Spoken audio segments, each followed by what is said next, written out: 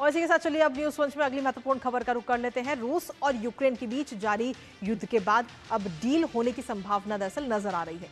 इस युद्ध पर अब विराम लग सकता है।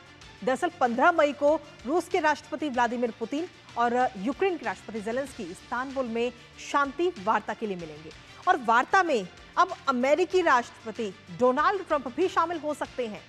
दरअसल डोनाल्ड ट्रंप का मानना यह है कि इस मुलाकात से अच्छे नतीजे सामने आ सकते हैं। तो वहीं दूसरी तरफ रूस ने यूक्रेन पर 100 से ज्यादा शाहिद और डिकॉय ड्रोन लॉन्च किए हैं।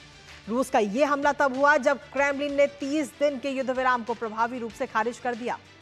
कैसी रहेगी ये मुलाकात, करेंगे इस पर चर्चा, लेकिन उससे पहले आपको दिखाते हैं तुर्की में शांति वार्ता में ट्रंप की एंट्री। तो ये शांति वार्ता होनी है 15 मई को इस्तांबुल में ये वार्ता होगी, लेकिन इस वार्ता में कहीं ना कहीं डोनाल्ड ट्रंप की भी एंट्री होने की संभावना इस वक्त नजर आ रही है। वार्ता में पुतिन और ज़ेलेंस्की के मिलने की संभावना है, लेकिन इसके साथ ही डोनाल्ड ट्रंप भी वहां पर इस वार्ता में शामिल होते हुए नजर आ सकते हैं। इसके साथ ही आपको बता दें कि शामिल होने की उनकी तरफ से पेशकश की गई है।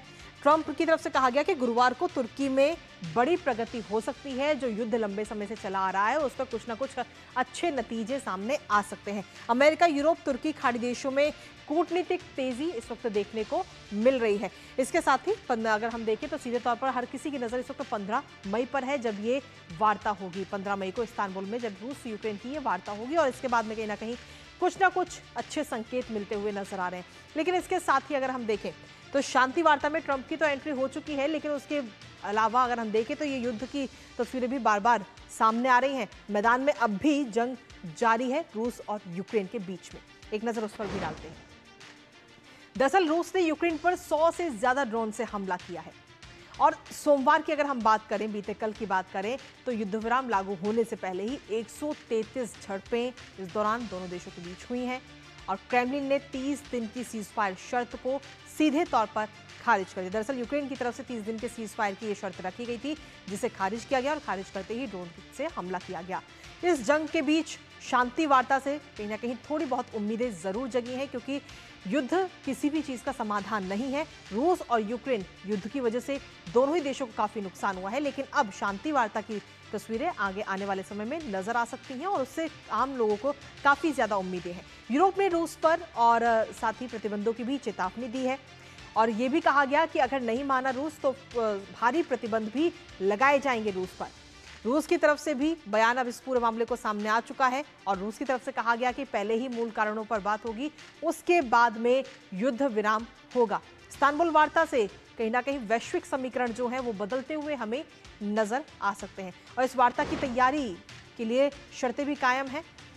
सीधे तौर पर देखें तो कई सारी शर्तों की भी बात कही जा रही है। इस्तांबुल में रूस यूक्रेन वार्ता प्रस्तावित है। 15 तारीख को ज़ेलेंस्की ने पुतिन से पहले युद्ध विराम लागू करने की शर्त जो है वो रखी थी, जिसके बाद डोनाल्ड ट्रंप ने सीधे तौर पर इस बैठक का समर्थन किया और इस बैठक में शामिल होने की अपनी इच्छा भी जताई है। उन्होंने कहा कि वो भी इस बैठक में शामिल हो सकते हैं। हालांकि उस दिन उनकी कई सारी और भी मीटिंग है, लेकिन उसके बावजूद भी वो शामिल हो सकते हैं। इसके साथ ही आपको बता दें कि ज़ेलेंस्की ने फोन पर भी बातचीत की है पोम्पियो से और ज़ेलेंस्की की तरफ से रूस को सीधे तौर पर 2-2 का एक मैसेज दिया गया। शांति वार्ता तभी जब 30 दिन का बिना शर्त युद्ध विराम हो, तो ऐसे में ये शर्त भी रखी गई है और साथ ही ये कहा गया कि दुनिया को एक स्थायी युद्ध विराम का इंतजार है। वार्ता से पहले अपनी नीयत साफ करे रूस। और इसी पर ताजा अपडेट लेते हैं इस वक्त हमारे साथ इस वक्त अखिलेश इस वक्त जुड़ रहे हैं, सीधा उन्हीं का रुख करेंगे। अखिलेश, क्या कुछ लेटेस्ट अपडेट है आपके पास में, क्योंकि 15 तारीख को ये मुलाकात होनी है और इस मुलाकात में कहीं ना कहीं ये जो शांति वार्ता है कुछ अच्छे नतीजे मिल सकते हैं।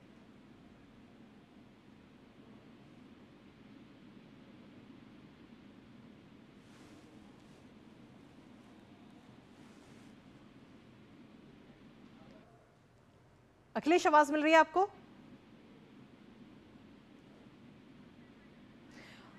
और चलिए इसी के साथ फिलहाल हमारे उनसे संपर्क टूट गया है, लेकिन